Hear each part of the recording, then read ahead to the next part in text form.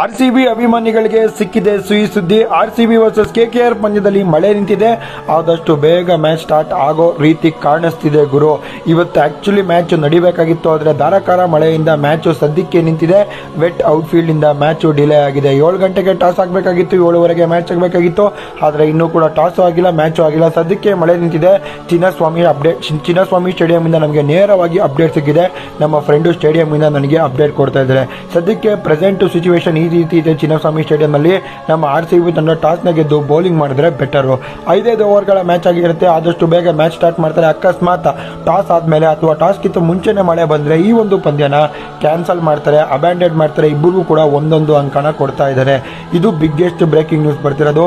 10:30 ಗಂಟೆ ಕಾಯ್ತಾರೆ. 10:30 ಒಳಗಡೆ match start ಮಾಡಬೇಕು ಅಂತ ಇದ್ರೆ ಮಳೆ ನಿಂತರೆ ಮ್ಯಾಚ್ ಸ್ಟಾರ್ಟ್ ಮಾಡ್ತಾರೆ. ನಿಮಗೆ ಗೊತ್ತು ನಮ್ಮ ಚಿನ್ನಸ್ವಾಮಿ ಸಿಸ್ಟಮ್ ಸಖತ್ತಾಗೆ ಇದೆ ಅಂತ. ಮಳೆ ನಿಂತಿದೆ, ಗ್ರೌಂಡ್ನ ಕ್ಲಿಯರ್ ಮಾಡ್ತಾ ಇದ್ದಾರೆ. ಕ್ಲಿಯರ್ ಆಯಿತು ಅಂದರೆ ಮ್ಯಾಚ್ನ ಸ್ಟಾರ್ಟ್ ಮಾಡ್ತಾರೆ, ಇಲ್ಲಾಂದರೆ ಕಷ್ಟ. ಗುಡ್ ನ್ಯೂಸ್ ಇದೆ, ಮಳೆ ನಿಂತಿದೆ. ವಿಡಿಯೋ ಶೇರ್ ಮಾಡಿ, ಫಾಲೋ ಮಾಡಿ.